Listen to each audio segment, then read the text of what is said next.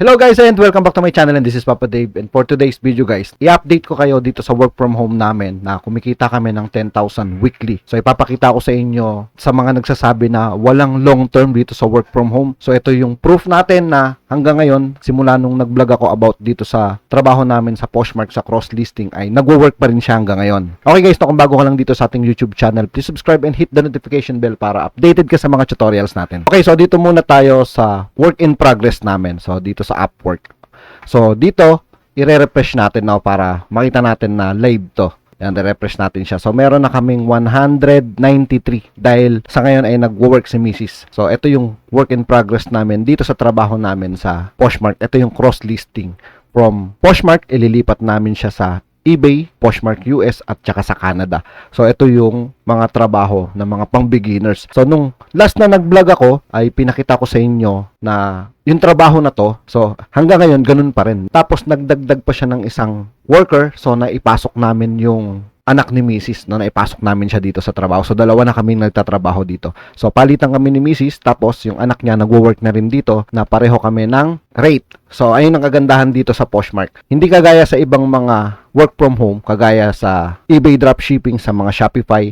So eto guys, ang kagandahan dito, pwedeng maging long term once na maganda yung maging shop ni client. So base ito sa paglilista nyo ng products, kung paano gumawa ng mga description, at saka kung paano natin showcase no yung mga products ni client. Ito yung kagandahan sa trabaho na to. Okay, so dito, ito yung sinweldo namin kahapon. Ito yung March 14. Ito March 14. Now, meron kaming sweldo na $200. Yan. Tapos itong mga nakaraan, ito 189.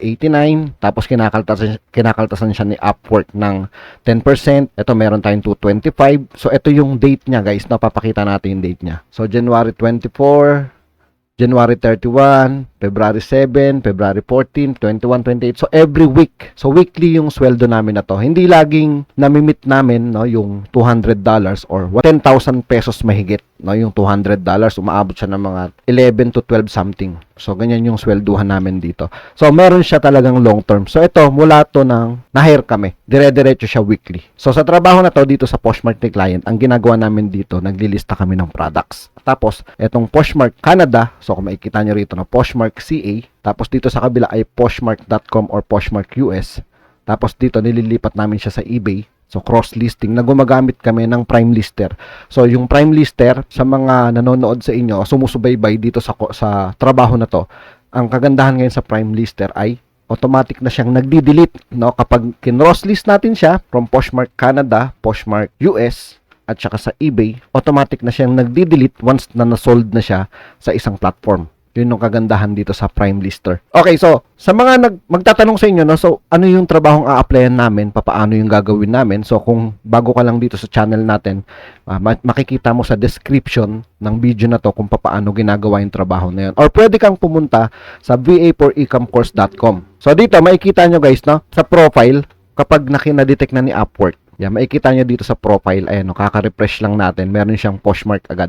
Nagiging in-demand kasi sa Canada yung Poshmark, kaya dumadami yung mga trabaho. Kaya pag nag-search kayo rito, kahit Poshmark lang i-search nyo, meron na kayong makikitang trabaho about or kagaya ng trabahong ginagawa namin. Yan, marami na tayong makikita rito. Ito kahapon, yan, mga kahapon lang siya, no? Yan, ito yung mga cross-post, Poshmark to Poshmark from eBay. So, mula eBay, ika-copy-paste nyo lang yung listing nila sa eBay papunta sa Poshmark. So, ganun lang naman yung mga trabaho rito. Kaya kung hindi mo alam yung trabaho na yun, check mo yung link sa description natin para mapanood mo kung paano namin ginagawa yung trabaho na to. Okay guys, nauulitin ko, no? Depende sa trabaho nyo yung haba ng magiging trabaho nyo. Kung magaling kayong maglista, gumawa ng mga SEO, gumawa ng mga description kung paano natin mabilis na maibibenta yung mga products ni client, so lalong humahaba yung trabaho natin. Kumikita si client at kumikita rin tayo.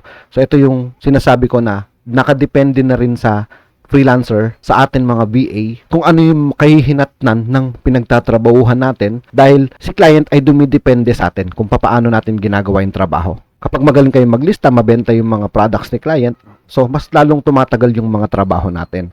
Okay, so kung paano hanapin yung trabaho na to, i-type nyo lang, no? I-search nyo lang yung Poshmark, Poshmark listing, Poshmark lister. So search natin dito, Poshmark lister, para makita nyo yung ibang mga trabaho. Ito, finish my cross listing site from Poshmark, o itong Depop, Mercari. So ito yung mga naituro ko sa inyo dito sa channel natin. Ito yung for eBay, Poshmark, Etsy, and cross-listing platform. Ayan.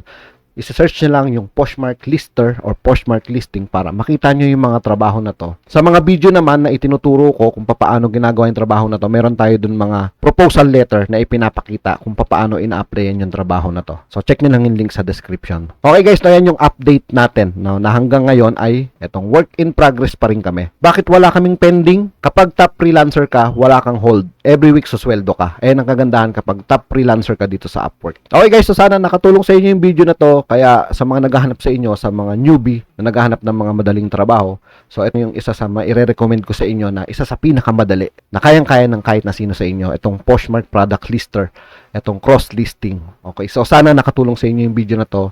So, yun lang po at maraming salamat.